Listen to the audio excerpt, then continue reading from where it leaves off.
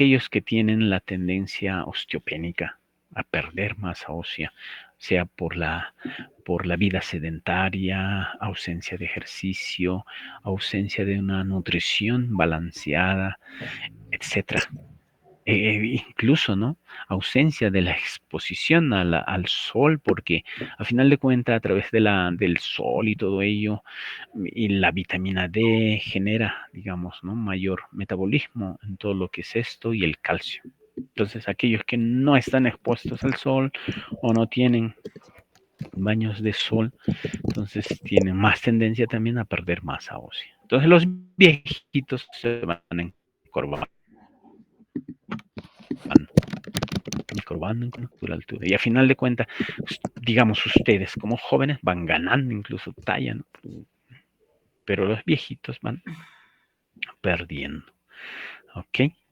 Y bueno, nos dice, ¿no? Los movimientos, o sea, el hecho de la acción y especialmente el ejercicio, nos dice aquí en la partecita inferior, va a favorecer ¿qué? Va a favorecer la nutrición del disco. ¿Y qué es lo que va a disminuir la nutrición del disco? El tabaquismo, las vibraciones y el peso. Eso va a disminuir la nutrición y la fuerza o la integridad de un disco. Acuérdense bien, ¿ok?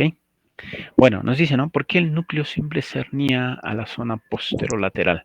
Generalmente, durante todos estos años y viendo la cantidad de pacientes en consulta, en el hospital, en sus internamientos, la mayoría es por exceso de movimiento, ¿no? Imagínense a ustedes, están parados, se les cae el celular, se les cae algún objeto al piso. Lo primero que hacen es agacharse de una manera brusca, sin proteger la columna, y bueno, ¿no? Entonces eso va a generar pequeñas lesiones o micro lesiones, digamos, ¿no? Y estas se suman, se suman, se suman.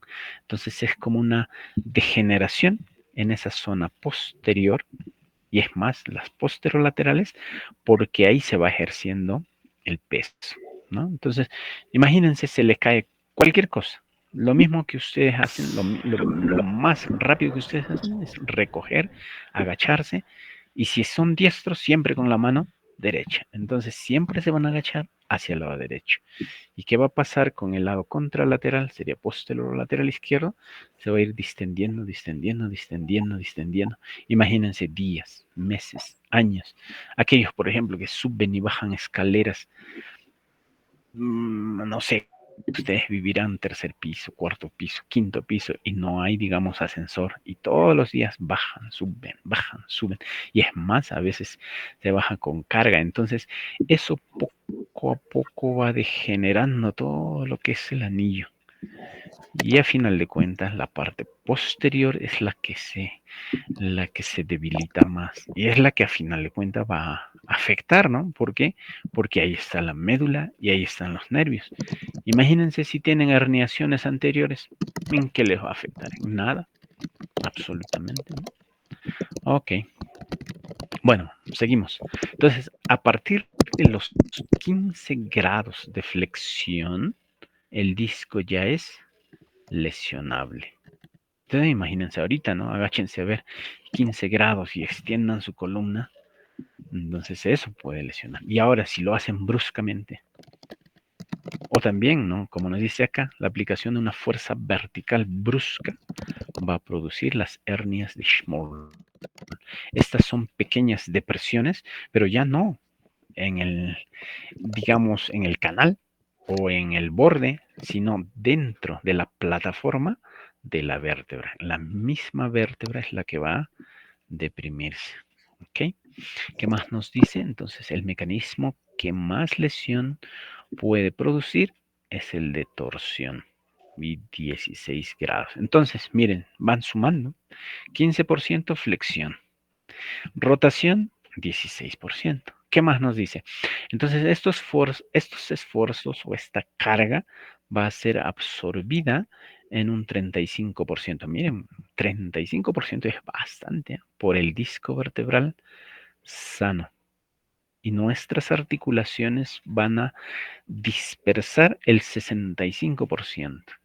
Entonces, la cantidad de energía que va a tener que soportar un disco y las articulaciones. Ahora imagínense a ustedes, ¿no?, cargar peso todos los días o que tengan sobrepeso. No sé cuántos del salón, digamos, tengan un índice de masa corporal mayor a 25, ¿no? Entonces, imagínense el peso, ¿no? ¿Quién sería el más gordito? Digamos, unos 85, 90 kilos, con un promedio de talla, digamos, unos 70. Entonces, hablamos de un sobrepeso de 20 a 25 kilos, algunos quizás hasta 30 kilos, ¿no? Entonces, si una persona mide unos 70, su peso debería estar bordeando un 65 a 70 kilos como máximo.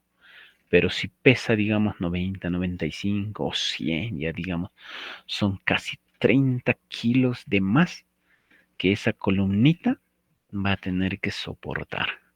Es como que ustedes, ¿no? Digamos, alguien, ya, imagínense que son gorditos toditos. Al momento de levantarse, al momento de ponerse en pie, van a tener que hacer esfuerzo.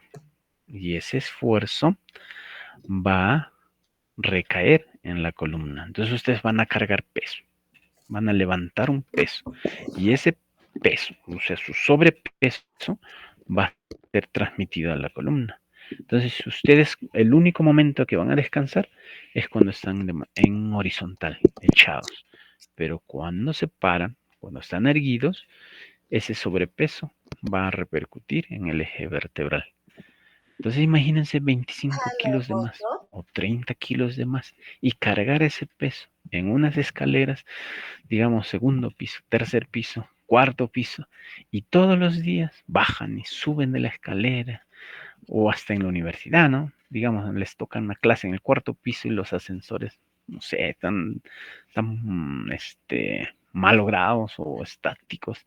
Entonces, subir, bajar con el mismo peso adicional que se tiene es una gran, digamos, predisposición para que se pueda afectar tanto el disco como las articulaciones.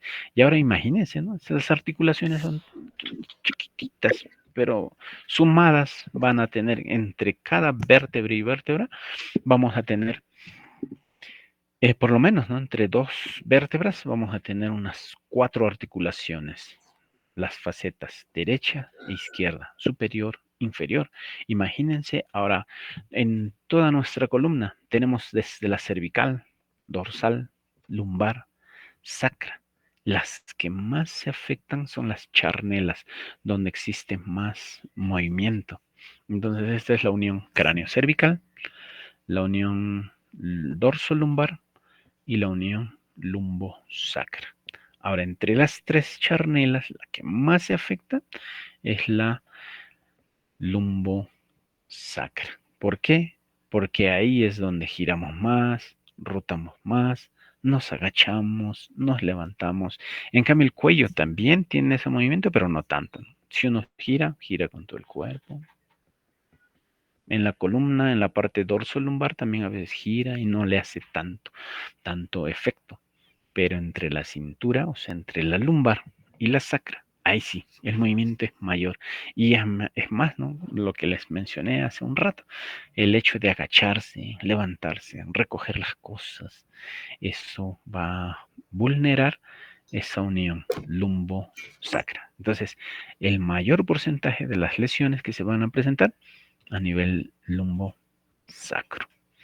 Ok, un autor nos dice, ¿no?, que observa que a 20 grados de flexión, sentado o de pie, la presión en el disco L3 o L4 es superior al doble del peso del cuerpo.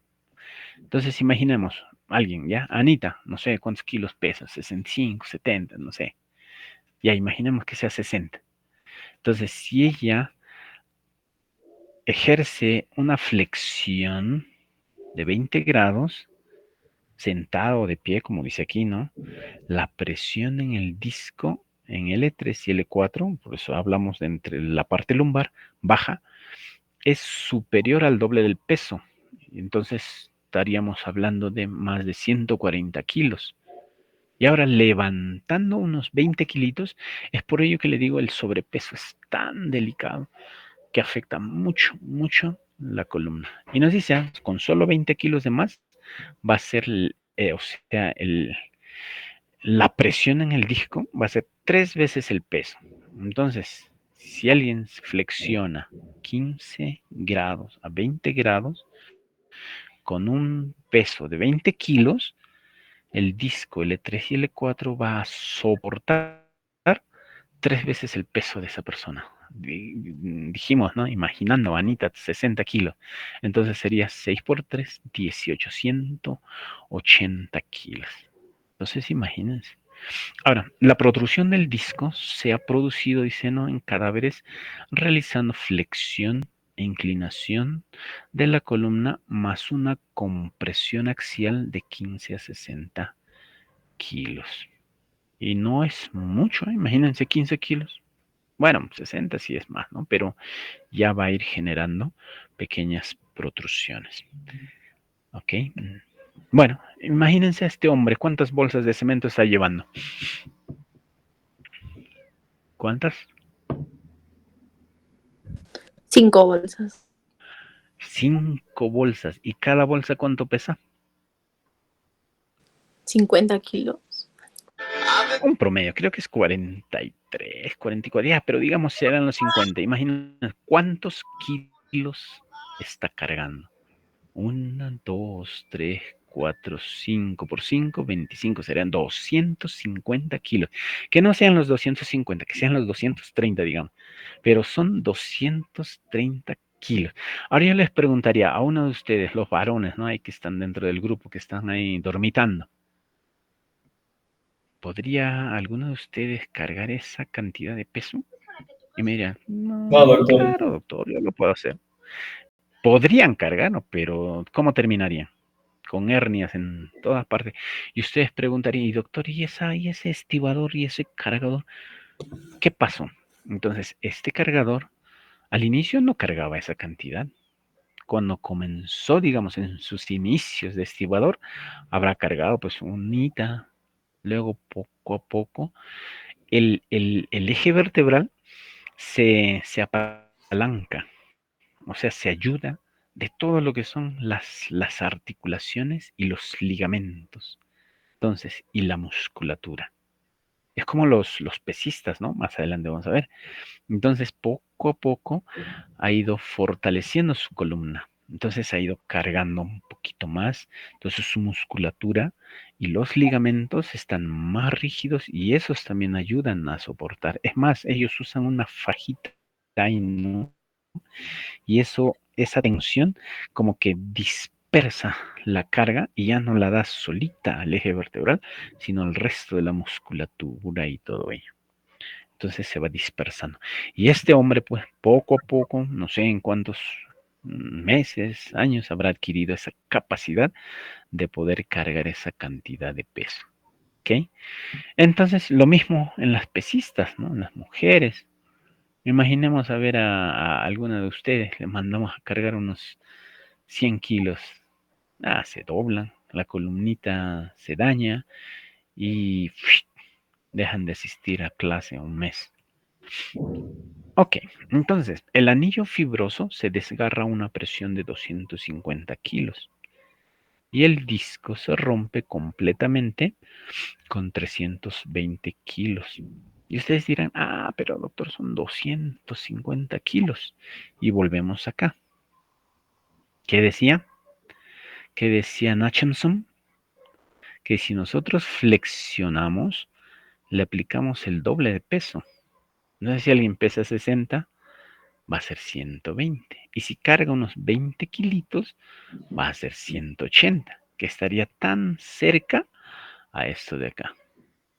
Entonces el anillo fibroso es tan delicado que movimientos bruscos, carga de peso de manera inadecuada, va a romper o va a desgarrar el anillo fibroso. Y ya les dije, ¿no? Generalmente la parte posterolateral es la que más se va a afectar por las consideraciones que les mencioné.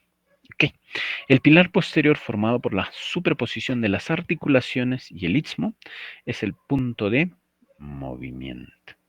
Entonces, ¿qué nos dice en la evaluación, la observación clínica? Indica, ¿no?, que existe entonces un mayor riesgo de hernia a medida que las articulaciones se hacen más frontales. ¿Qué quiere decir? Entonces, si yo puedo cargar un peso en la espalda y la llevo bien y no me canso, digamos una mochila, ¿no?, con unos 10 libros, una laptop, no sé qué, digamos una mochilita de 15 kilos y la pongo en el hombro, normal, en ambos hombros, o en ambos lados, perdón, o ambos brazos, va a ir bien.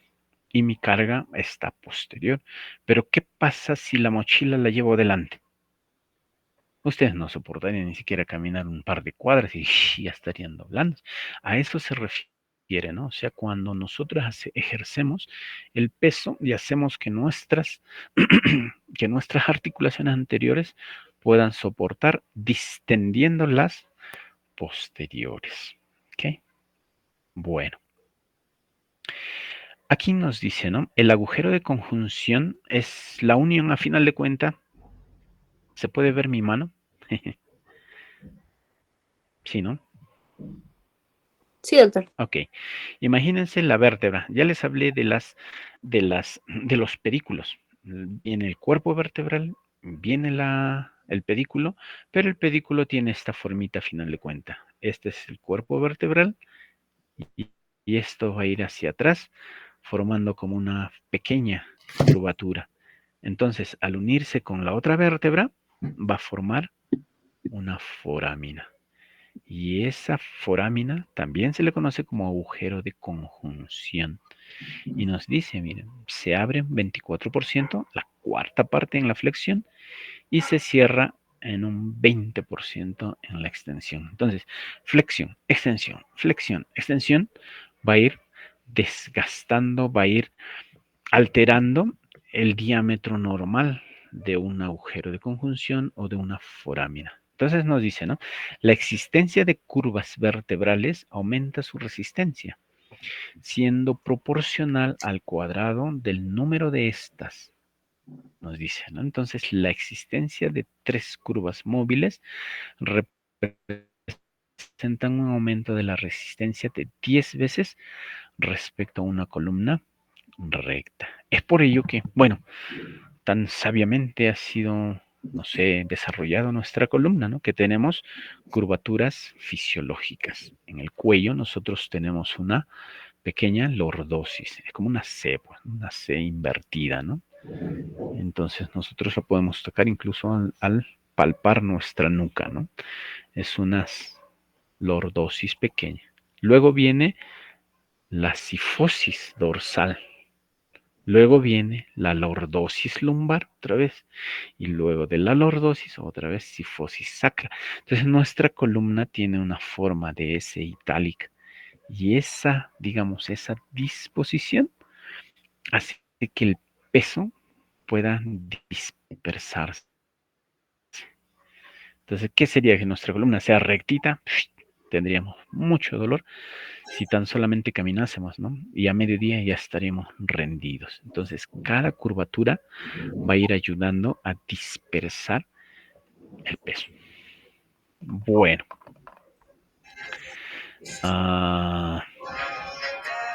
Aquí ya nos va hablando de las otras estructuras, ¿no?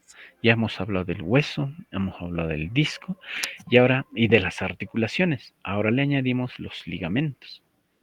Esos ligamentos más la musculatura también va a ayudar a soportar el peso. Es lo que le mencionaba de los estibadores, ¿no?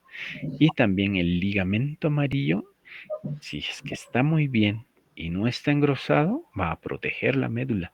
Pero en un tiempo, digamos, de exceso de fuerza, exceso de movimiento, exceso de flexión, extensión, al final de cuentas el ligamento amarillo puede hipertrofiarse también y comprimir la médula, porque el canal medular es tan pequeñito que es casi exacto para lo que es la médula. Entonces, si se añade una estructura interna más o existe un engrosamiento del ligamento amarillo, va a generar estenosis.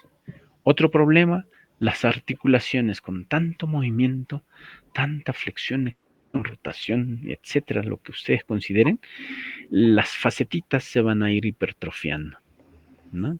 Poquito a poco se van engrosando, ensanchando, y nuestro agujero de conjunción, que era, digamos así, normal, va a ir estrechándose por el ligamento amarillo hipertrofiado, por las facetas hipertrofiadas, y a final de cuentas nos va a quedar una foramina tan chiquitita.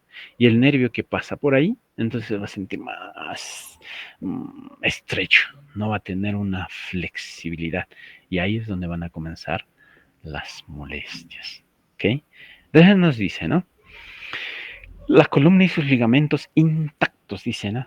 Y sin músculos es una estructura muy inestable y se va a desequilibrar al superar los 20 newtons. Imagínense 2 kilos de presión. Entonces ya se imaginan cuán vulnerable es nuestra columnita, ¿no? Bueno. Con esto, quizás, ¿no? Una disminución del 10% de la función muscular va a representar un aumento del 60% de la tensión que soportaban los ligamentos posteriores. Entonces, alguna persona, o ustedes, ¿no? Varones y mujeres, quizás si van al gimnasio, hacen ejercicio, hacen algún deporte saludable, van a ir protegiendo poco a poco la columna. Pero ¿qué pasa si alguien llega al gimnasio y quiere cargar 100 kilos así bruscamente? Se va a dañar. Entonces todo ejercicio, toda actividad física, todo deporte debe ir de manera lenta y progresiva. Si al inicio cargan 10 kilos, en 5 días, en un mes cargarán 25, 30, ¿no? Entonces es por ello que alguien que va al gimnasio no va simplemente porque quiere ir y ya. Si va a ir al gimnasio de manera sistemática o metódica, va a tener que contratar a alguien que sepa, un experto, un instructor que domine, no esos instructores improvisados, ¿no? Entonces ellos sí van a ayudar de que la persona pueda ir adquiriendo progresivamente más resistencia en sus ligamentos. Va a mejorar su posición, va a mejorar el grado de fuerza tanto para la flexión como para la extensión, y la musculatura va a favorecer. ¿Ok? Bueno.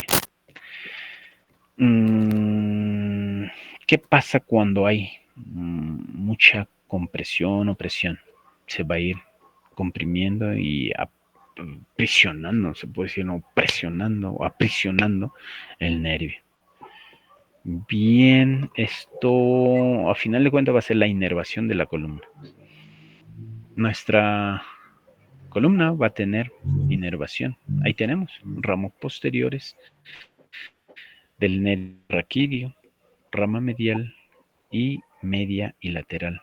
Vamos a tener también ramos sinovertebrales de Luschka. Estos son los que van a inervar la columna. Y creo que es una parte muy bonita, ¿no? De esto, de poder entender la biomecánica. Ahora nos vamos a lo que es los traumatismos para poder entender. ¿Se puede apreciar en pantalla o me he salido? Se ha salido, doctor, hace 20 segundos. Y ya. Ok. Ahora, No, doctor.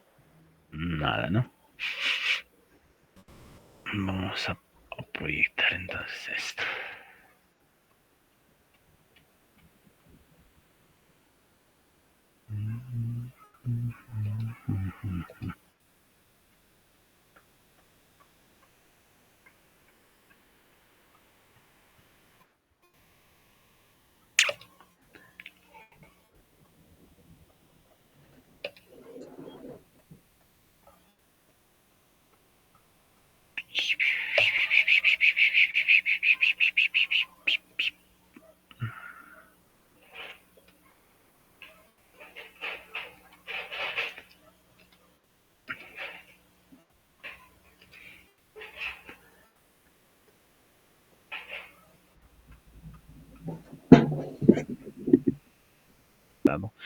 de esta manera. Y es más, los movimientos deben ser en bloque, como vamos a ver un poquito más adelante. Aquí nosotros vemos que estos pacientitos necesitan un collarín cervical y una tabla espinal. Entonces, ahí tenemos en la siguiente...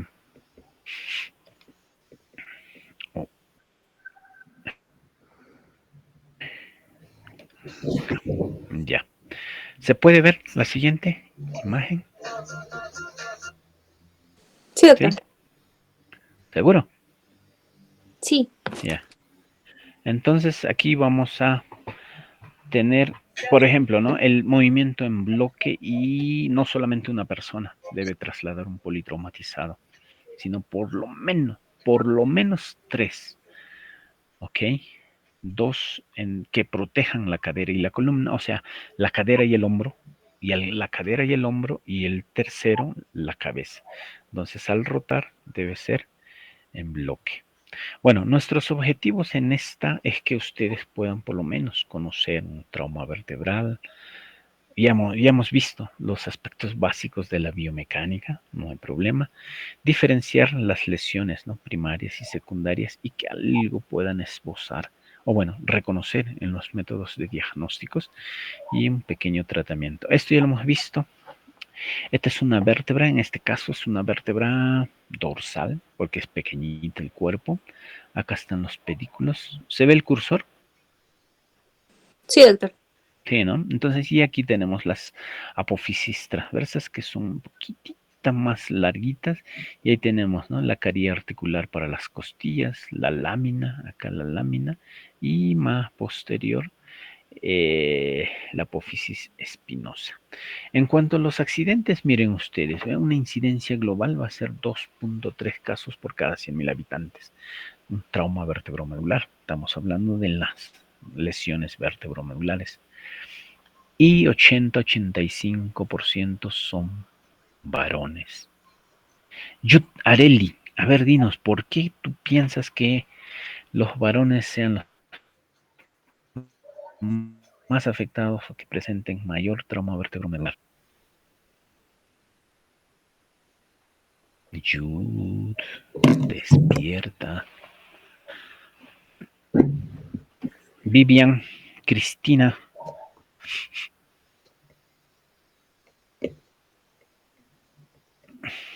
Tampoco. Sí, ¿Me doctor. escuchan? Ah, ya, Vivian. A ver, la pregunta era, ¿por qué considerarías de que los varones sean los más vulnerables o sean los que presenten más accidentes o lesiones vertebromedulares? Doctor, podría ser porque eh, quizás esté relacionado también a los juegos de adrenalina, a los accidentes en moto, en todos esos. Se ve que las incidencias que son más Ya, varones. ok. ¿También pensarías por el tipo de trabajo que tengan? También podría ser, doctor, porque realizan algunos trabajos de más fuerza que las mujeres y En riesgo cierto también. modo, ¿no? Imagínense, albañiles, ¿usted ven mujeres más frecuentes que varones? No, ¿no? Más varones que mujeres.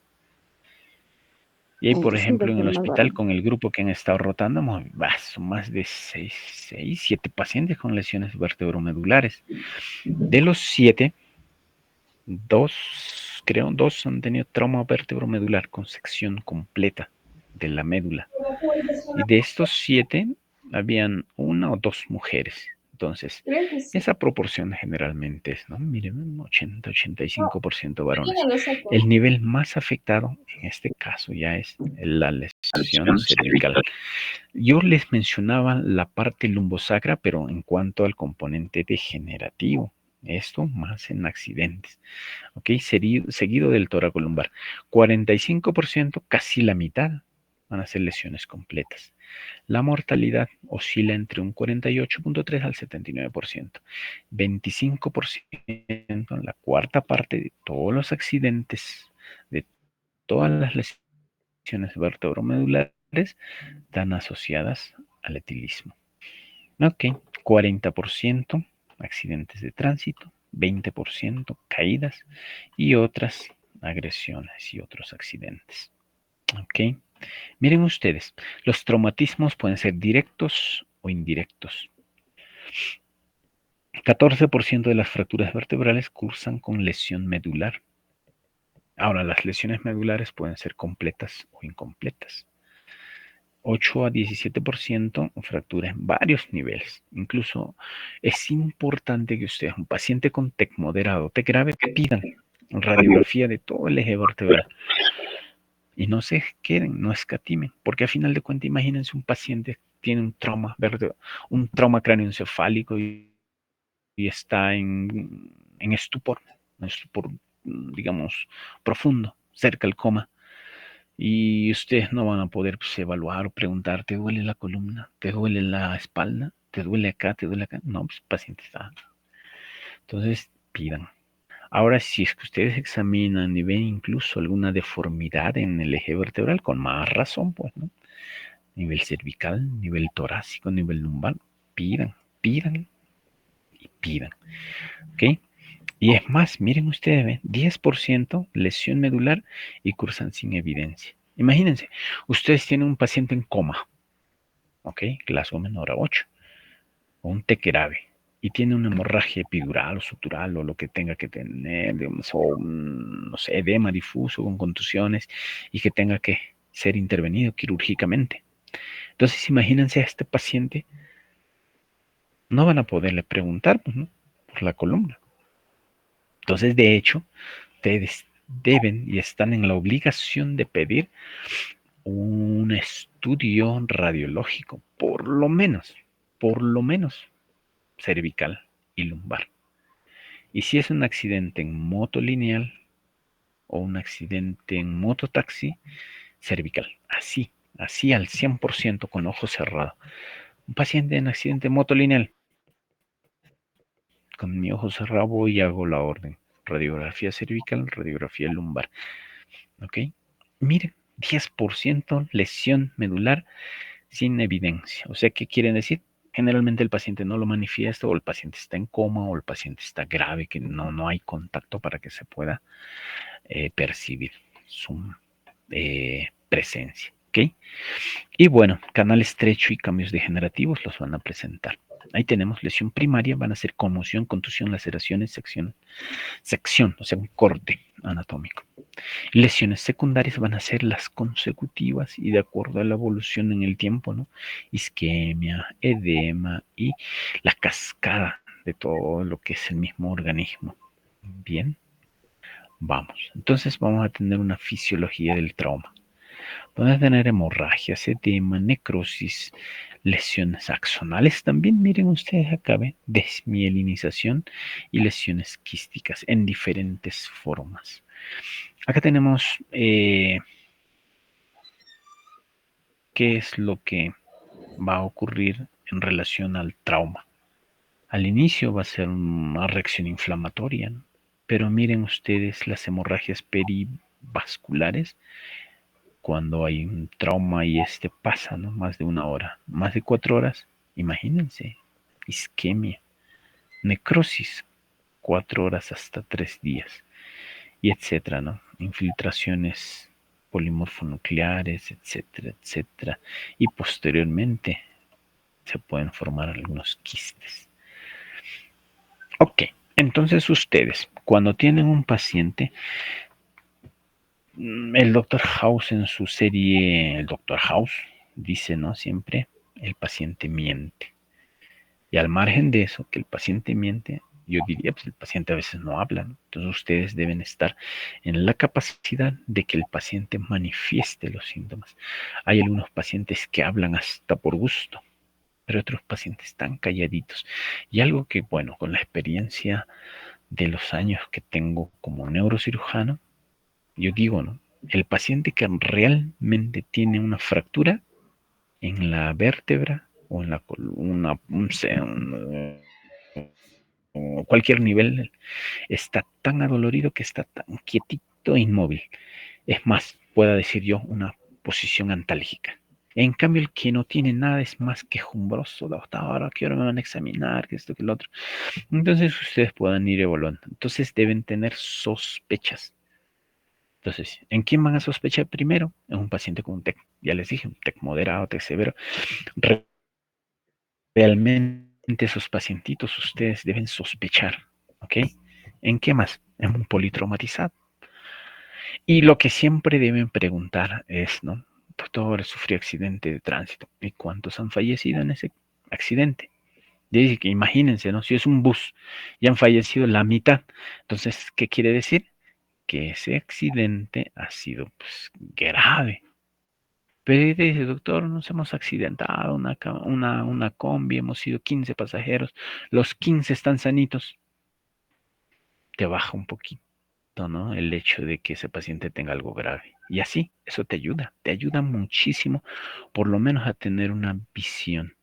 Y es más, imagínense ustedes, le preguntan a un paciente, ¿no? Por ejemplo, a Stephanie Tatiana, sufrió un accidente de tránsito yendo a pasear a Mayacucho, a la Selva, a la Merced, en una camioneta donde iban, digamos, 7 pasajeros. Y los 7 pasajeros están vivos, no hubo ningún fallecido, entonces, como que te calma y dicen, no, bueno, sí, son lesiones delicadas, hay que observarlos. Pero ¿qué sería que Stephanie no haya dado? Sí, doctor, ha fallecido la mitad de pasajeros. Entonces, esa mitad de pasajeros que han fallecido, bueno, nos revelan indirectamente de que ese accidente ha sido, pues, fatal. Imagínense a ese paciente, llega a emergencia, no le van a dar de alta, pues, un rapidito, como aquel que sufrió un accidente y donde todos los pasajeros están indemnes o sanitos. Entonces, eso ayuda a que ustedes puedan sospechar de lesiones y no necesariamente ustedes encerrarse en algo. Este paciente está con TEC. Ya TEC. Pero ¿y trauma torácico? Trauma abdominal. Trauma vesical. No sé, el resto del cuerpo. Entonces tienen que ver todo el cuerpo. ¿Ok? Y también en los pacientitos con las caídas o, como nos dice acá, ¿no? De altura. Y estos son los más delicados también. Y es más, la asociación de ambas, ¿no? Tanto el TEC como el trauma vertebral y pacientes con caída, lo primerito que deben revisar es la parte lumbosacra. Y es más, si los pacientitos caen parados, ya ni hablar, hay algo en la columna. Y están en la obligación de hacerle exámenes o de evaluar y revisar en ellos qué es lo que tiene. Bien, vamos. Y también las circunstancias del accidente, ¿no? Eso tienen que ustedes revisar bien, bien, bien. Bueno, su historia clínica ya se supone que ustedes la deben hacer de acuerdo a lo que sienten. Entonces, los mecanismos de lesión, aquí tenemos varios mecanismos de lesión. A ver, Vivian ya no. Carol Alexandra, léenos esta diapositiva del mecanismo de elección. Y ya, el mecanismo de elección. Ajá. Hiperextensión, movimiento posterior excesivo de la cabeza o cuello. Ajá. Entonces ahora pónganse, imagínense en ese mecanismo. Entonces hay que preguntar, paciente, ¿se cayó de espaldas? ¿Se cayó de barriguita? ¿Se cayó de costado? Y eso nos ayuda de verdad definitivamente a poder diagnosticar y buscar lesiones. Gracias, Carito, y felicitaciones que estás despierta. Otra, por ejemplo, imagínense usted un paciente en las escaleras. La anterior era por hiperextensión y esta es por hiperflexión. Entonces, Jut Areli. Sí, doctor, buenas noches. Hola. Dale. Ya, lo leo, ¿no, doctor? Hiperflexión, movimiento anterior excesivo de la cabeza sobre el tórax. Ok. Y estos mecanismos de lesión, gracias, Jud, gracias. Estos mecanismos de lesión nos van a ir orientando a qué tipo de fractura es la que va a presentar el paciente. ¿Ok? Otra, mírenme, y así, varias, ¿no? A ver, Isamara, léenos esta. Es otro tipo, otro mecanismo de lesión. Ok, doctor, por comprensión. El peso de la cabeza o pelvis son trasladadas hacia el cuello o pelvis. Ajá. ¿Qué más dice? Nada más, doctor. Imagínense, estas son las caídas, pues, ¿no? En vertical. Entonces, estas nos ayudan también a predecir o a ver qué tipo de fractura vaya a tener el paciente. Y esta es la rotación. Yanela Delicia, a ver. Ya, doctor. Rotación, excesiva rotación del torso o cabeza y cuello moviéndose de un lado contra el otro. Ok, entonces esto nos ayuda muchísimo a que se pueda entender. Y esto es el otro, ¿no? Ya, rotación. Es la rotación. Y eso es un poco más grave incluso y nos genera fracturas más complejas. Ya está, lateral. Bien, entonces cada una de estas nos va a ir dando el mecanismo. Tenemos que evaluar al paciente de manera integral, como ya les dije, ¿no? Un trauma craneal, trauma facial. A veces nosotros solo enfocamos, digamos, el TEC y eso nos cierra, pero no, ustedes deben evaluar todo. Trauma facial, abdominal, torácico, esquelético, politraumatismo, etcétera. Y bien, y los síndromes medulares. Ok, cuando nosotros vemos en realidad estos grados de fuerza que nosotros vamos a ir evaluando, es necesario saber. Ahí tenemos estos 6 grados, ¿no? Desde 0 hasta 5. ¿En qué nos van a ayudar? A poder discriminar si el paciente tiene fuerza, no tiene fuerza, si es íntegra, si es parcial. El 0 es cuando una parálisis total, o sea, el paciente está paralizado, no puede ni siquiera reflejar un ápice de movimiento. 5, ahí cuando el movimiento está normal. Miren, solo nos quedan los 4. 1, hay indicios, una contracción así aislada, puedes ver o palpar, pero es una contracción mínima. Entre el 2 y el 3, lo que nos va a diferenciar es la gravedad. Esa pregunta de examen. Grado 2 nos dice va a haber movimiento, pero con la gravedad eliminada. Entonces, ¿cómo yo evalúo? Poniendo una superficie.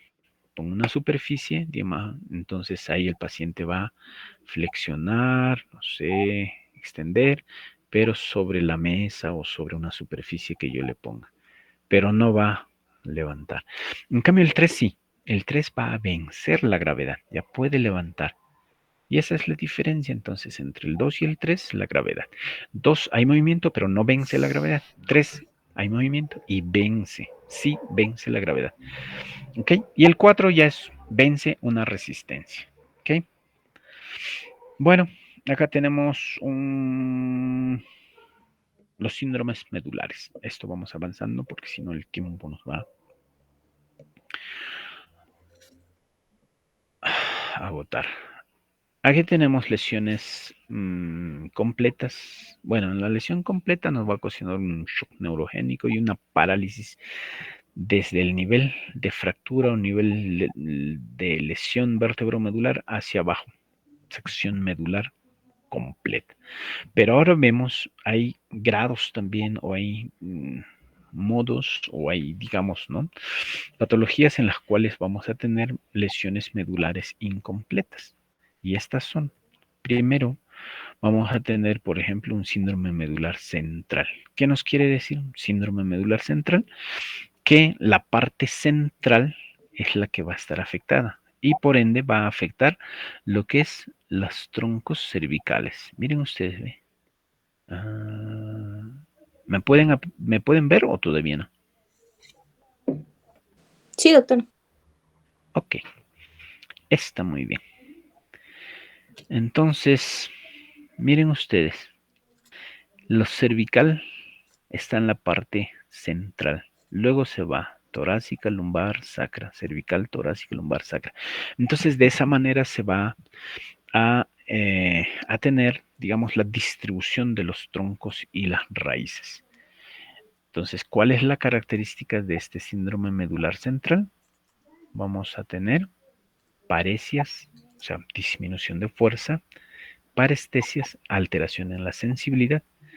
Y nos dice, ¿no? Urentes, más en miembros superiores, mientras que en los miembros inferiores la fuerza va a estar conservada. Es como que les decía a los alumnitos, ¿no? Si es que caminen como un pingüinito. El pingüino tiene las aletitas bien pegaditas al cuerpo y las patitas o bueno, los piecitos como que los mueve normal. Entonces, imagínense eso. Entonces, un síndrome medular central o síndrome de Schneider, así se llama también. Entonces, ustedes van a encontrar que los brazos no los puede mover. Va a haber paresias en los miembros superiores, mientras los miembros inferiores van a estar afectados. ¿Ok? O perdón. Los miembros superiores van a estar afectados. No puede levantar el brazo. Mientras que los miembros inferiores sí van a poder moverlos de manera normal. Va a haber una disminución en cierto modo de la sensibilidad termolgésica, tanto de la temperatura como el dolor. Cierta disminución, no dice abolición, disminución. Ok. Luego de esto vamos a tener...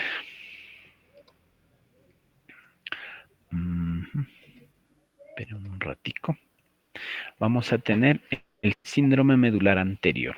El síndrome medular anterior generalmente se va a caracterizar por la parálisis bilateral de los miembros, tanto superiores o inferiores, ¿no? Pero va a haber una parálisis, o sea, un componente motor afectado. Y la sensibilidad también superficial, o sea, la termoalgésica, digamos, son los haces espinotalámicos, ¿no?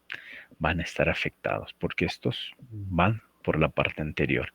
Mientras que la sensibilidad profunda, la propioceptiva, o sea, tanto el sentido de la posición y la vibración van a estar conservadas. Entonces, esta parte posterior va a estar indemne y eso va a llevar esta información, la propioceptiva. Entonces, el sentido postural, o sea, la posición y la sensibilidad profunda, o sea, la vibración, van a estar normales. Entonces, ¿qué va a estar afectado en un síndrome medular anterior? El componente motor y la sensibilidad superficial o temperatura y dolor, termoalgésica. ¿Ok? Vamos. Y esta sería la inversa, ¿no? El síndrome medular posterior va a ser la inversa. En esta va a estar conservada la fuerza, va a estar conservada la sensibilidad superficial, pero va a estar afectada la sensibilidad propioceptiva por debajo de la lesión. O sea que va a haber pérdida del sentido postural o de la posición y va a haber pérdida de la sensibilidad profunda, o sea, la vibración también. La posición, para que ustedes puedan más o menos recordar en el examen neurológico, es que ustedes le digan al paciente, ¿no? Imagínense que está mi mano, no sea mi mano, sino sea mi pie. Yo le digo al paciente y levanto este dedo gordito y le digo, hey, Juan, Francisco, ¿no? Tu dedo, ¿hacia dónde está? ¿Hacia arriba? ¿Hacia abajo? Y el paciente le dirá, si está normal, dirá el lado correcto, ¿no? Pero si está afectado, dirá, no, está para abajo. Y ustedes lo llevan para abajo y el paciente no sabe. Entonces es sentido de la posición postural. Y por ello, a final de cuentas, van a sufrir de ataxia, van a inestabilidad a la bipedestación. La siguiente es el síndrome de Brown-Sequard o la hemisección medular. Entonces, en relación a esta se va a mover, ¿no? Sí sabemos que la anterior es la fuerza y la sensibilidad superficial y la posterior la sensibilidad profunda. Entonces, en una hemisección medular, lo único que va a variar es la sensibilidad superficial, o sea, la termoalgésica, que va a ser contralateral, nada más. Entonces, ¿qué nos dice? Vamos a ver, alguien que esté tratando de dormir. Stephanie. A ver, Stephanie Tatiana. Léenos esta diapositiva y de paso vas correlacionando. Vamos, Tefi.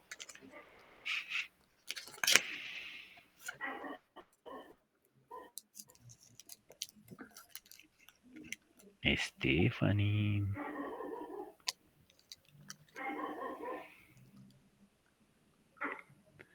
Nada, Stephanie se ha pepeado, creo.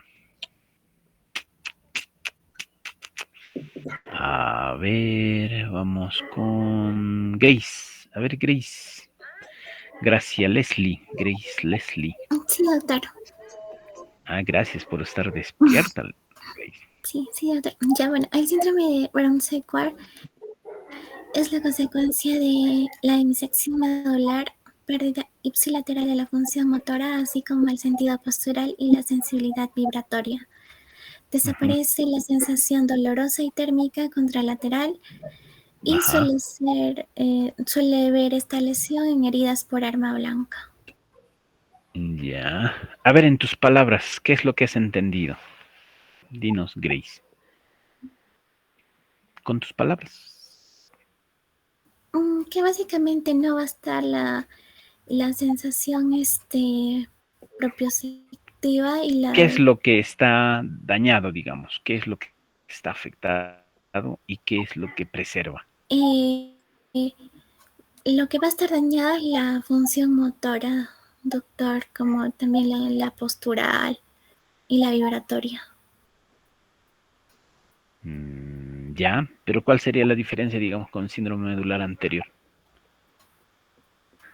Es que va, o sea, acá va a desaparecer, o sea, es contralateral, ¿no? El ¿Cuál? dolor, la térmico, todo eso es contralateral a la lesión. Ya. Sí, más o menos. Pero bueno, para aclarando.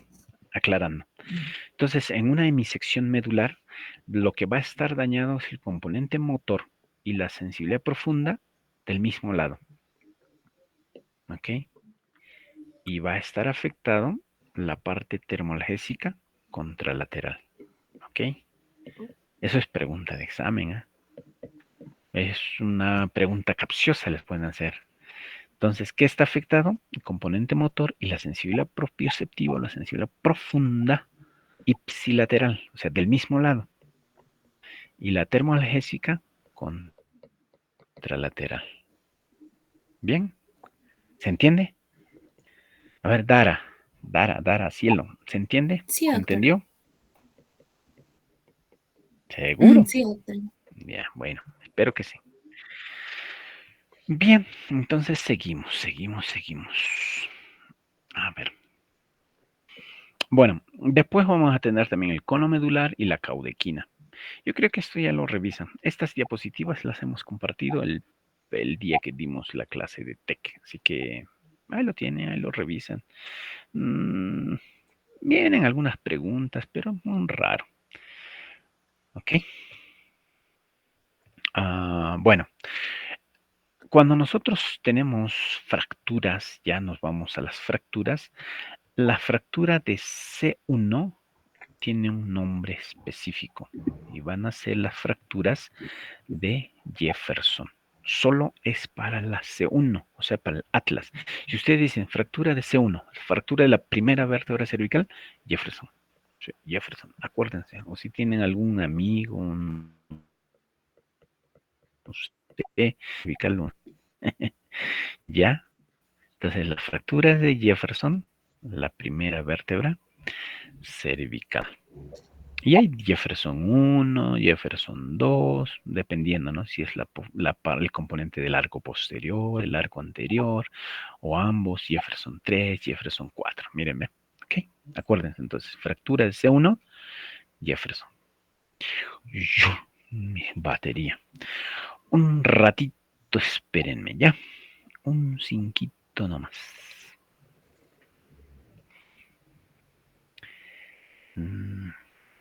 Vayan respirando. Un cinquito.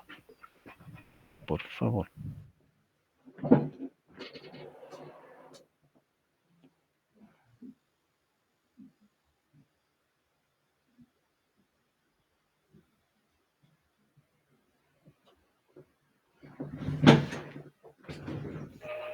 Ok, ¿me escuchan? ¿Se me escucha? Sí, doctor, se lo escucho. Sí, ¿no? Ok, gracias, Isamara. Entonces, acuérdense, la fractura de la cervical 1, su nombre es Jefferson. Vamos. Y ahora, ¿cómo se llama la fractura de la cervical 2? Van a ser, pero primero conocemos, ¿no? A la vértebra cervical, a la segunda. Esta es, se las presento, la cervical 2. Bueno, comúnmente como el axis. La primera es el atlas, ¿ok? La característica de esta es que tiene una apófisis odontoides. Miren esto, ¿eh?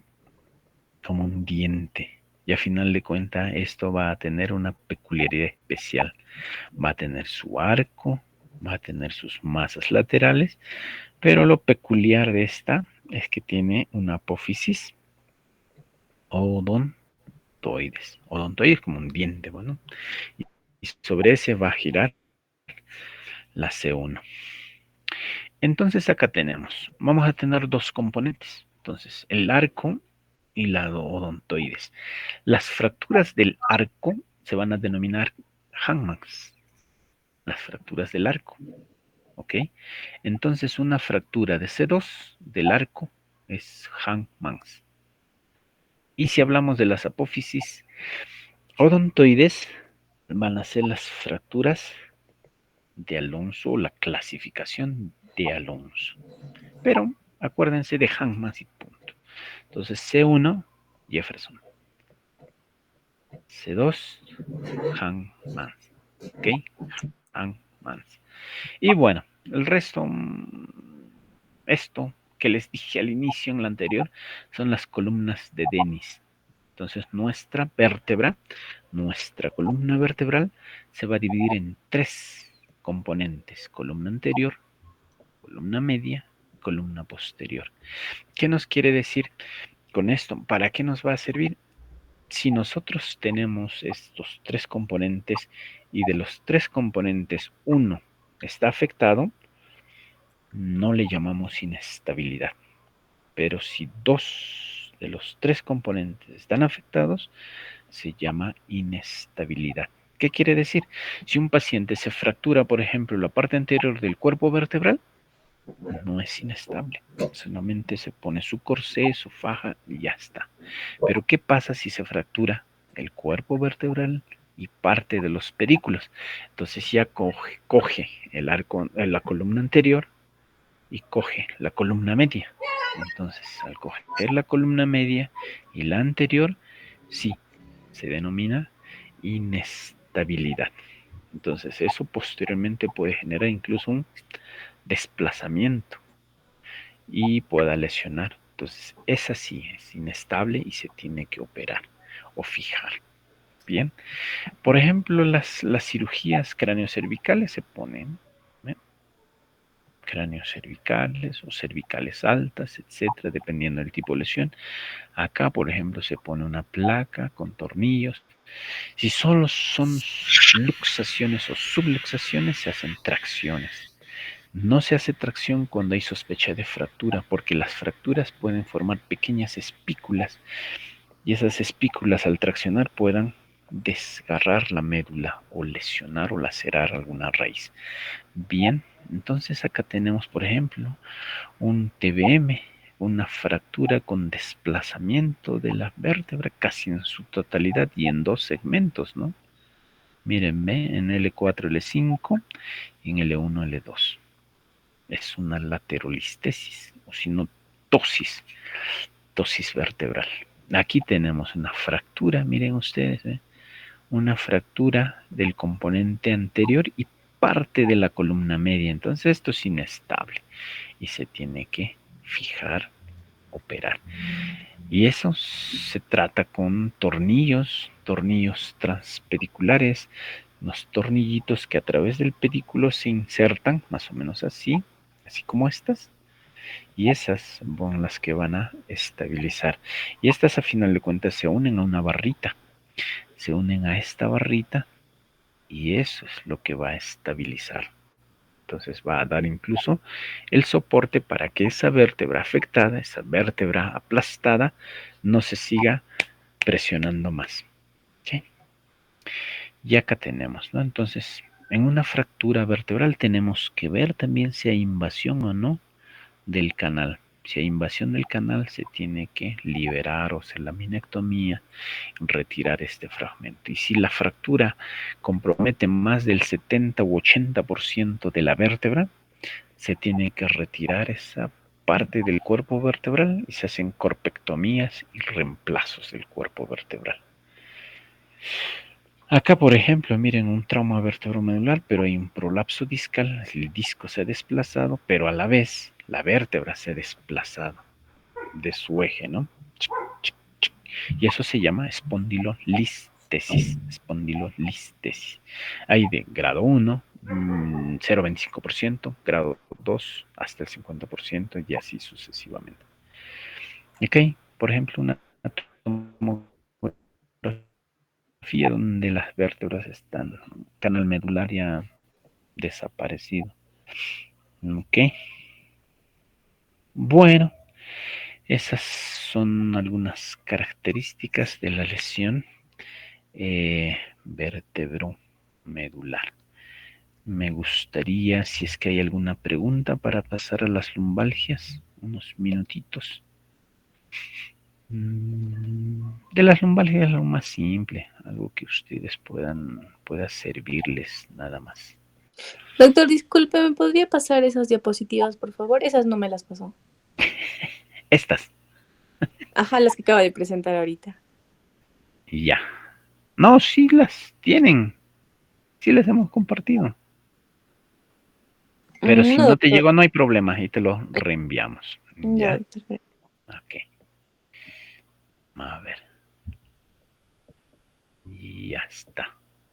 Si se ve, me dicen por favor. Si no se ve, también para poder reintentar. Sí se ve. ¿Se ve? Ok. Sí, doctor. Poner el librito. A ver.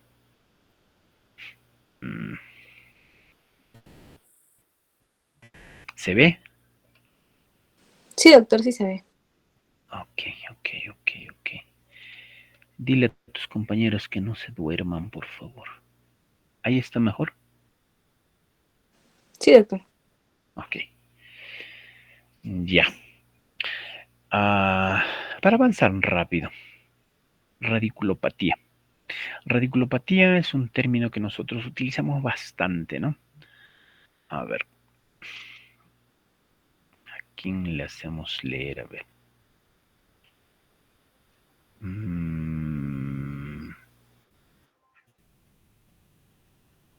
Francesca.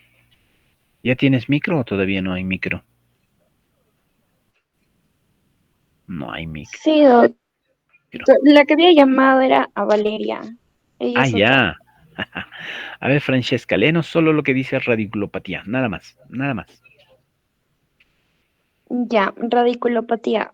Dolor se extiende por la metámera de una raíz o territorio de un nervio periférico. Ajá. Dolor lancinante con parestesias. Las raíces que con más frecuencia se afectan son C6, C7, C6 y C5. El Ajá. dolor suele aumentar con la hiperextensión de la cabeza. Ya. Reflejos están abolidos o son anormales. Más frecuente a partir de los 60 años. Ok. Entonces eso es el término de radiculopatía cervical. Un dolor urente, lancinante. Imagínense, ¿no? Lancinante. Es como si estarían con... Lancinante viene de las lancetas, ¿no? De esas agujas puntiagudas y largas. Bueno, entonces ya se imaginan cómo es un dolor radicular y severo. Entonces, ¿qué hacemos? Si nosotros tenemos un dolor cervical, vamos a tener que evaluar y hacer una anamnesis, una exploración física. Y tenemos que descartar si es un dolor mecánico o un dolor inflamatorio. Ahorita vamos a ver unas características. Y lo otro, ¿no? Si es que es un dolor mecánico, ¿Hubo algún antecedente traumático o no? Si hubo un antecedente traumático previo, tenemos que pedir estudios, radiografías. Hay unas radiografías que se solicitan, por ejemplo, para descartar las listesis, son las radiografías funcionales. ¿Qué quiere decir? Toma radiografía, por ejemplo, ¿no? A Francesca le dice, ya Francesca, imagínense, vamos a tomar una lumbosacra funcional. Francesca, agáchate, y la Francesca se agacha. Francesca, párate, se para otra vez, y ahí le toman otra placa. Francesca, extiende, y se extiende, y ahí le toman para ver si en esos movimientos se desplaza o no la vértebra. Radiografías funcionales. Y al final de cuentas podemos tomar lateral, frontal, que es una AP, y oblicuas o las funcionales. Ahora sí nos dice, ¿no? Si hay un dolor mecánico, entonces debe tener una clínica neurológica. Si es un dolor, nos dice, ¿no? Si no hay clínica neurológica, entonces un dolor mayor a 3 meses y que pasa a estudio. Si hay clínica neurológica, entonces si hay radiculopatía, lo que ha leído Francesca, esas características, va a su resonancia. Y en la resonancia ya vemos pues, cuál es el diagnóstico. Y lo otro, puede haber un dolor inflamatorio. ¿Ok? Bien, entonces ahí sí se va a pedir primero, ¿no? Una radiografía, resonancias, tomografías y exámenes serológicos, examen de orina y otras pruebas antigénicas para descartar, ¿no? Problemas autoinmunes, qué sé yo. Y bueno, nuestra exploración, ya saben lo que es. De este cuadrito me gustaría que ustedes se aprendan lo que es el movimiento, o sea, el componente motor y el reflejo. Eso siempre viene en los exámenes. Dolor, o sea, la pérdida motora, toda esta columnita, toda esta columna, y los reflejos. Y las raíces C5, C6, C7 y C8. Entre esas, C5, C6, C7. Lo que dijo Francesca, ¿no? Mira, C5, C6, C7 son las más frecuentes. Entonces, apréndanse. C5, el reflejo afectado, reflejo bicipital. El C6, reflejo bicipital y el estilo radial. C7, tricipital. C7, la extensión. ¿Ok? Y el C8, bueno, tricipital y estilo radial. Entonces acuérdense de los que tienen solo un reflejo. Entonces el C5 bicipital y el C7 tricipital. Bíceps, tríceps. Entonces C5, C7, C5, C7. Ok, ya se aprendieron los reflejos. Entonces C5 bicipital, C6 bicipital y estilo radial, C7 tricipital, C8 tricipital y estilo radial. Y el componente motor, ahí lo tienen ustedes. ¿Ve? C5 va a ser abducción y flexión del brazo. C6 flexión del brazo y supinación de la muñeca. C7 extensión del brazo. C8 extensión del brazo y la muñeca. ¿Ok? Entonces, miren, el C5 es reflejo bicipital. Bicipital para acá. Entonces es la flexión del brazo. C7, mi reflejo es tricipital. Entonces va a ser la extensión del brazo. Entonces C5, flexión. C7, extensión. Reflejo bicipital, reflejo tricipital. Nada más. Un resto, no, si ustedes repasan y todo eso, ya es de ustedes. ¿Ok? Y nos vamos a la parte lumbar, que es casi igualito. Y acá tenemos las características de la lumbalgia mecánica y la no mecánica, que es casi similar para las cervicales. Ahora sí, preguntamos entonces a Yanela Delicia. Sí, doctor. Arlenos, lumbalgia mecánica y no mecánica. Ya. Lumbalgia mecánica es el dolor mecánico que aumenta con la movilización y disminuye con el reposo. No existe valor nocturno espontáneo originado por alteraciones estructurales, sobrecarga funcional y postural. La lumbalgia no mecánica es el dolor diurno y o nocturno que no cede con reposo y puede alterar con el sueño. Su origen puede ser inflamatorio, infeccioso, tumoral, visceral, misceláneo. Gracias. Gracias, Yanela. Tiene su voz de la Alexa. Acuérdense esto, mecánico y no mecánico. El no mecánico les va a llevar casi a 5 cosas, mírenme. Inflamatorio, infeccioso, tumoral, visceral y otros. ¿Ok? Un mecánico, pues, no, si es mecánico, imagínense es la carga, el peso, el esfuerzo. Cuando hace reposo, le va a pasar. Pero si tiene inflamación, infección, tiene un tumor, así esté en reposo, así esté descansando, así duerma, le va a seguir doliendo, le va a seguir molestando. Una lumbalgia mecánica generalmente va a ser vespertina. En cambio, una lumbalgia no mecánica, cualquier hora del día. Está muy bien. Y bueno, el tiempo de evolución es esta: aguda menos de 6 semanas, subaguda de 6 a 12 semanas, crónica más de 12 semanas y recurrente ahí la que tiene. Bueno, la otra, el dolor lumbar, puede ser un dolor lumbar netamente lumbar, solo de la parte de la cintura y no hay irradiación.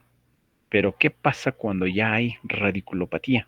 Entonces a ese dolor se le conoce como dolor lumbar radicular, o sea, una lumbociática. Ahí sí se habla ya del nervio ciático. ¿Ok?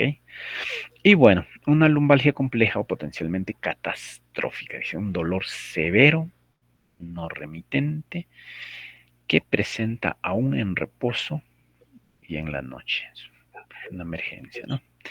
Y esto sí es lo que yo quiero que ustedes aprendan.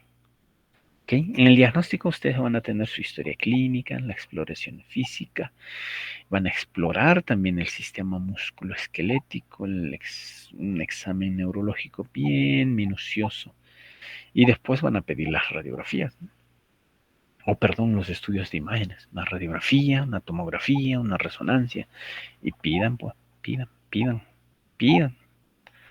No van a decir, nada, el pacientito no tiene posibilidades económicas. Y después van a juicio y le dicen, no, doctor, usted no ha pedido.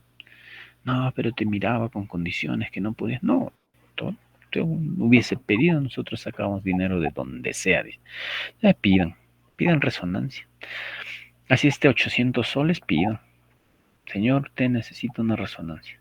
No, doctor, está muy caro, pero es lo que necesitamos. Ya es una responsabilidad de él, ¿no? Si es que no lo hace. Y bien, en la exploración física vamos a tener todas estas maniobras, así que esas son las que nos van a ayudar a identificar. Pero lo que quiero que se aprendan son estas raíces, L4, L5 y S1. A propósito, la raíz lleva el nombre de la vértebra inferior, o sea, una raíz L4 va a pasar entre las vértebras L3 y L4. Okay. Una raíz L5 va a pasar entre la vértebra L4 y L5. Y la raíz S1 va a pasar entre la vértebra L5 y S1. ¿Ok? Entonces la raíz lleva el nombre de la vértebra inferior. Y miren, estas más chiquitas, no tanto como la cervical, que más se afectan, L4, L5 y S1. Miren ustedes, la raíz L4, ¿qué nos dice en cuanto al componente motor? Dice, ¿no? Hay extensión del cuádriceps, El reflejo afectado, reflejo patelar, reflejo rotuliano, reflejo de la rodilla. Acuérdense, L4. Y el 5 no tiene reflejo, pero su función es dorsiflexión del pie y del dedo gordo. El S1, la raíz S1, sí, es flexión plantar del pie y del dedo gordo. El reflejo afectado, el aquiliano. Entonces nuestra raíz L4 la evaluamos a través del reflejo rotuliano. La raíz L5 no tiene reflejo. La raíz S1 sí, un reflejo aquiliano. Les van a preguntar, pregunta de examen. ¿Ok? La raíz L4, reflejo rotuliano. La raíz S1, reflejo aquí, liano. Bien, y aquí tenemos algunas características, ¿no? Entonces, dentro de la historia debemos saber la edad del paciente, algunas maniobras para poder evaluar, la Segué, Bragard, hay otras más, ¿no? Wasserman, signo del psoas, todo lo que ustedes se imaginen. Entonces, esas revisen en el examen neurológico. ¿Hay signos de alarma? Sí, hay signos de alarma. Hay signos de alarma y estas son. A ver quién nos lee. Yut Areli. ¿Está Sí, doctor. despierta? Sí, doctor. Ah, felicito. Ya, Vamos, ya, dale. doctor. Signos de alarma. Edad mayor a 50 años, antecedentes de neoplasia, síndrome constitucional, dolor en reposo, fiebre, inmunodepresión, traumatismo previo, osteoporosis y síndrome Caudequina. de caída equina. Cauda. Cola de caballo. Ah, ya, caudequina. Ajá. Ajá. Imagínense, Ya. si ustedes tienen un paciente con estas características, tienen que parar las orejas y atenderlo rápidamente porque se considera como una emergencia. Bueno, y hay otra, pero hay otra patología. Ya, antes de pasar a la siguiente que les quería hablar de la estenosis, ¿cuándo operar? ¿Cuándo operar una hernia? ¿Cuándo operar un paciente con dolor lumbociático? ¿Cuándo? Nos dice cuando hay un déficit neuromotor persistente, discapacitante grave y progresivo. Pero mientras no, se puede considerar un manejo médico. ¿Y a qué se llama un dolor ciático persistente? Por más de 6 meses con un tratamiento adecuado. Se le dan relajantes musculares, analgésicos y otros, frotación, fisioterapia y todo ello. Y no mejoran 6 meses, cirugía. ¿Ok? La otra, miren, la caudequina, la cola de caballo es de urgencia. Y dolor dorsal, va a haber disminución de la fuerza en las extremidades inferiores, ciática bilateral, la anestesia en silla de montar y puede haber incontinencia vesical o intestinal. Entonces, no todo paciente con una hernia se opera. Y no todo paciente operado, esperemos que pueda mejorar. Entonces se tiene que evaluar, se tiene que discriminar. Y no les digo, no se tiene que seleccionar un paciente que realmente se va a favorecer de una cirugía. ¿De qué serviría que yo opere a un paciente cuando sé que tiene otras comorbilidades que no le van a ayudar a favorecer y lo mismo va a tener las mismas molestias, los mismos síntomas, como que si no se hubiese operado, ¿no? Entonces, un paciente ideal para operar es aquel que ustedes vean y evalúen que tras la cirugía va a mejorar. Y es más, el canal va a depender mucho. Hay un canal chiquitito, otros que tienen canal grande.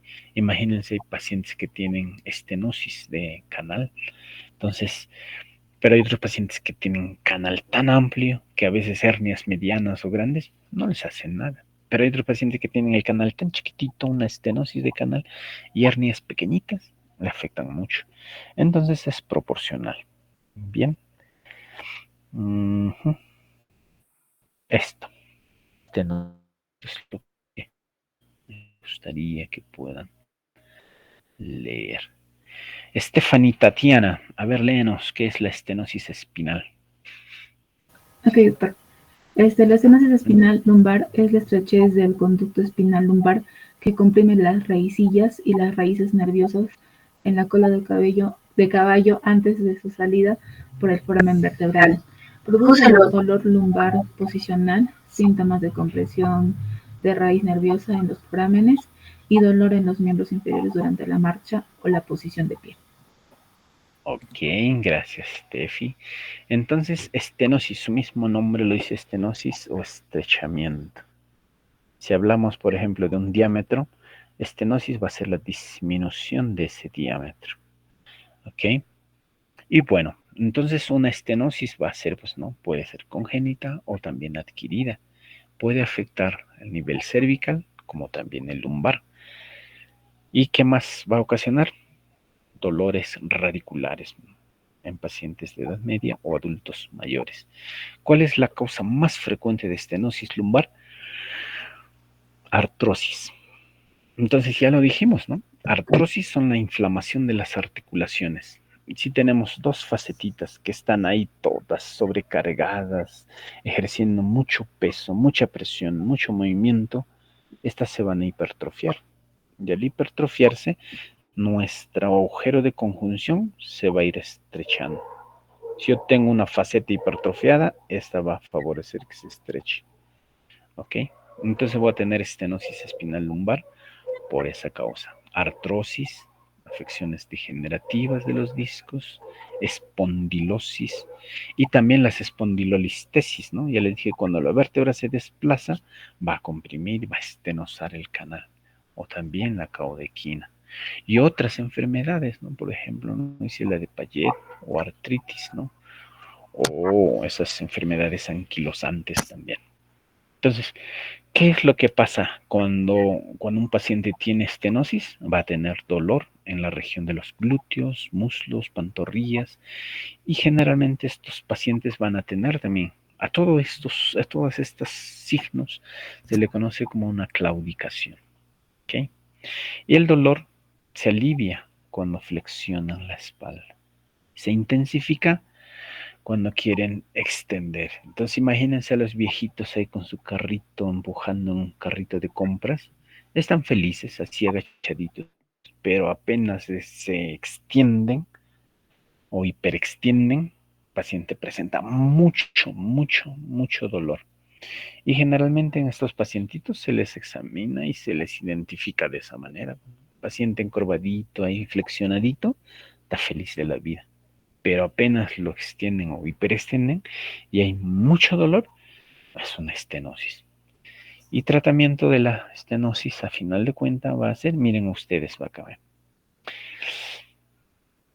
Todo lo que tienen que pedir. Pero a final de cuentas, ¿cuál va a ser el tratamiento?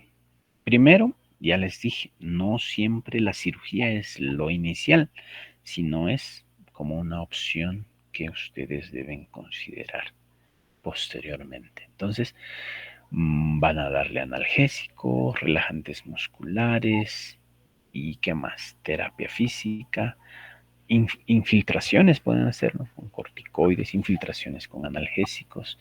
En los casos que ya no mejora o no hay disminución de las molestias, cirugía. ¿Okay? Bueno, nos dice acá, ¿no? En los pacientes con estenosis espinal lumbar, tratamiento conservador. Y las indicaciones para la cirugía son los mismos que la ciatalgia. A esperar hasta que evolucione. Si con un periodo de tratamiento no mejora, recién considerar la cirugía. Y a final de cuentas, ¿cuál va a ser el procedimiento? O en cuanto al tratamiento, el tratamiento quirúrgico va a ser la minectomía. Acá tenemos en el segundo ítem que nos dice, a ver, antes que se me duerman. A Neftalí. A ver, Neftalí, léenos el segundo ítem, por favor. Estarás despierto, ¿no, señor? Sí, doctor. Qué bueno. En estenosis espinal avanzada, la cirugía consiste en la descompresión de la raíz nerviosa atrapada en el canal vertebral y ocupación del agujero vertebral, que a veces requiere laminectomía en 2 o 3 niveles más foraminectomía y a veces cirugía de fusión. Ok. Gracias, Neftalí. Y bueno, ¿no? Entonces, esto nos menciona que, bueno, esa es la opción de tratamiento quirúrgico, la minectomía. Estenosis espinal, tratamiento médico, fisioterapia, y si no mejora por un periodo de 6 meses a 9 meses, cirugía, la minectomía. Bien.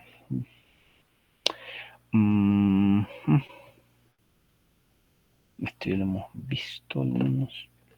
Eso es todo, yo creo. ¿Alguna pregunta que tengan? ¿Alguna interrogante? Si no, daremos por concluida nuestro repaso. Y les felicito por darse un tiempito a pesar de lo que es cansado el día. Pero estaba pendiente esta clasecita. Está muy interesante. Espero que les pueda haber servido tanto para su vida cotidiana como también para sus estudios.